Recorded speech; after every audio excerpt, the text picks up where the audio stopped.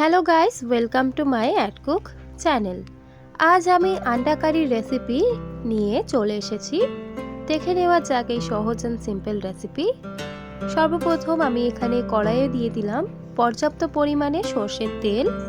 সর্ষের তেলটা যতক্ষণ গরম হচ্ছে সেই সময়ে আমি এখানে ডিমগুলোকে সিদ্ধ করে নেওয়া যেগুলো ডিম সেগুলোকে আমি ভালোভাবে ছুরি দিয়ে কেটে নিচ্ছি, যাতে মশলাগুলো ভালোভাবে ডিমের মধ্যে অ্যাবসর্ব হয়।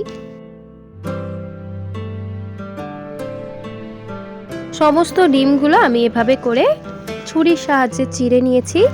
তারপর এর মধ্যে দিয়ে দিলাম অল্প একটু স্বাদ পরিমাণে নুন এবং দিয়ে দিচ্ছি হলুদ গুঁড়ো হাফ চা চামচ, লঙ্কা গুঁড়ো হাফ চা চামচ। চাইলে আপনারা ডাইরেক্ট ডিমের মধ্যে মাখিয়েও নিতে পারেন। এখানে আমি তেলের মধ্যে দিলাম।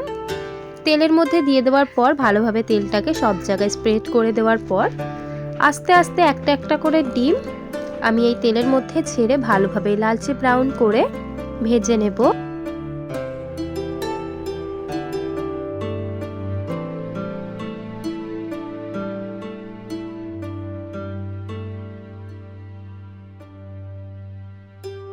সুন্দরভাবে ডিমগুলোকে লালচে ব্রাউন করে ভেজে নেওয়া হয়ে গেছে। বেশি আমি লালচে করছি না এখানে। এবার আমি একটা একটা করে ডিম নিয়ে নিচ্ছি একটা খালি পাত্রের মধ্যে। সুন্দরভাবে দেখুন ডিমগুলোকে গোল্ডেন ব্রাউন ভেজে নিয়েছি। এবার এই তেলের মধ্যেই দিয়ে দিচ্ছি আমি এভাবে কেটে রাখা আলু। চাইলে আপনারা আলুর পরিমাণ কম দিতে পারেন। এখানে আমি প্রায় 1 কিলো আলুকে দিয়েছি এভাবে করে চৌকো চৌকো করে কেটে দিয়ে। চাইলে বড় আলুও রাখতে পারেন। ডিম কারিতে বড় আলু যদি কাটেন স্বাদটা আলাদা হয়, আর ছোট আলু কাটলে স্বাদটা আলাদা হয়। এবার সমস্ত আলুগুলোকে হালকা একটু ডিমের মতোই লালচে ব্রাউন করে সেই হলুদ, লঙ্কা এবং লবণের তেলের মধ্যেই আমি কিন্তু কোনো রকম তেল না অ্যাড করে ভেজে নিচ্ছি। আলুটা যেহেতু এখানে আমি ফের রান্না করব, তার কারণে এখানে আমি 2 থেকে 3 মিনিট একটু লালচে গোল্ডেন ব্রাউন করে ভেজে নেওয়ার পর আমি আলুটাকেও একটা পাত্রের মধ্যে তুলে নিচ্ছি। পাত্রের মধ্যে তুলে নেওয়া হয়ে গেছে এবং এই সেম তেলের মধ্যে আমি দিয়ে দিচ্ছি একটা বড় সাইজের কুচিয়ে নেওয়া পেঁয়াজ এবং একটা বড় সাইজের টমেটো।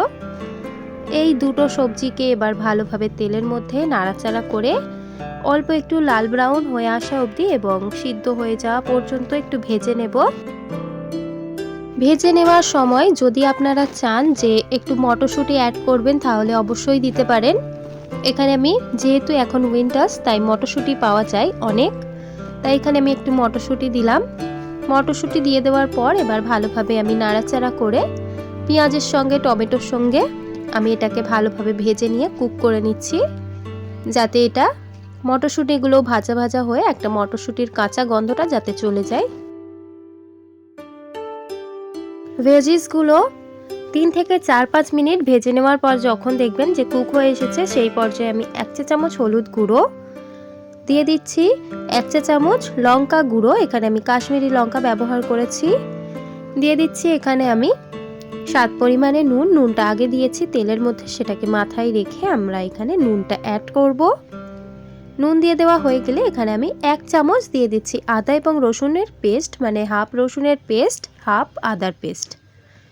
এবার অল্প একটু জল দেব। জলটা দিয়ে ভালোভাবে এবার নাড়াচাড়া করে মশলাটাকে কষিয়ে নেব সুন্দরভাবে তেল বেরিয়ে আসা পর্যন্ত।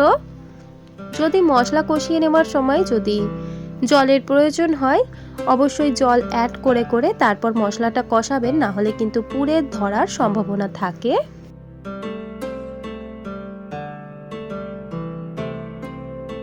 মশলাটা কষিয়ে নেওয়ার পর দেখুন মশলা থেকে তেল বেরিয়ে এসেছে, দেখতেই পাচ্ছেন। এবার এই তেলের মধ্যেই আমি ভালোভাবে আরও একটু নাড়াচাড়া করে এর মধ্যে অ্যাড করব অল্প একটু 100 গ্রাম দই, টক দই।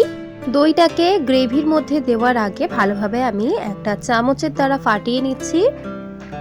চামচের দ্বারা ফাটিয়ে নেওয়ার পর এখানে আমি 2 চা চামচ টক দই দিচ্ছি, না হলে কিন্তু সবজিতে বেশি টক দই হয়ে যাবে, টক লাগবে খেতে। আপনাদের পরিমাণ অনুযায়ী কিন্তু দেবেন। টক দই যে বেশি দিলে ভালো তরকারি হয় সেটা কিন্তু মোটেও নয়। পরিমাণ অনুযায়ী সব জিনিসটা দিলে তাহলেই কিন্তু পারফেক্ট খেতে লাগে।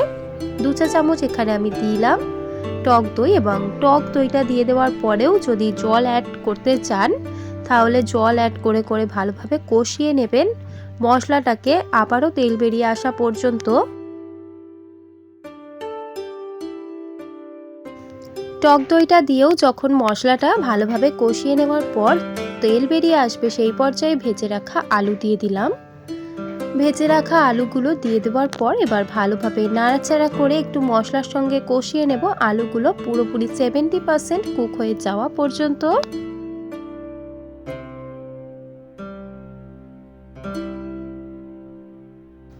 আলুটাকে ভালোভাবে কষিয়ে নেওয়ার পর এখানে আমি যেই থালার মধ্যে আলু রেখেছিলাম সেটাকে ধুয়ে জল দিয়ে দিচ্ছি। জলটা দিয়ে ভালোভাবে নাড়াচাড়া করে অ্যাডজাস্ট করে দেব। চাইলে আপনারা আলুর সঙ্গে ডিম দিয়েও নাড়াচাড়া করতে পারতেন। যদি ডিম দিয়ে আলুর সঙ্গে নাড়াচাড়া করা যায় ডিমগুলো ভেঙে যাওয়ার সম্ভাবনা থাকে, তাই আমি জল দিয়ে ভালোভাবে আলুটাকে নাড়াচাড়া করে দিয়ে এর মধ্যে ডিম দিয়ে তারপর আবারও জল দিয়ে এবার ফুটতে দেব।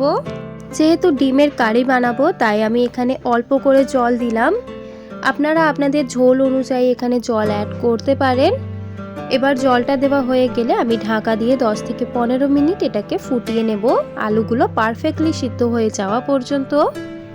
ঢাকাটা 10 থেকে 15 মিনিট পর খুললাম। দেখুন ঝোলটা পুরোপুরি শুকিয়ে এসেছে।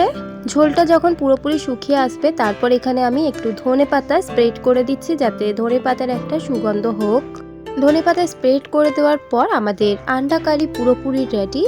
আপনারা যদি চান এভাবে করে বাড়িতে একবার অবশ্যই আমার এই স্টাইলে আপনারা কুক করে নিতে পারেন। যদি আপনাদের এই ভিডিওটা ভালো লেগে থাকে তাহলে অবশ্যই লাইক শেয়ার আর সাবস্ক্রাইব করে দেবেন। এই তরকারিটা হয়ে যাওয়ার পর আমি এখানে ঢাকা দিয়ে একটু রেস্টে রেখেছি যাতে কালারটা পারফেক্টলি ভাবে একটু 2 থেকে 3 মিনিট পর আসে। আপনারা যদি আমার চ্যানেলে নতুন হন অবশ্যই চ্যানেলটিকে সাবস্ক্রাইব করে আমার পাশে থাকবেন। দেখা হবে নেক্সট ভিডিওতে। আজকের এই ভিডিওটা দেখার জন্য আপনাদেরকে অনেক অনেক ধন্যবাদ জানাই।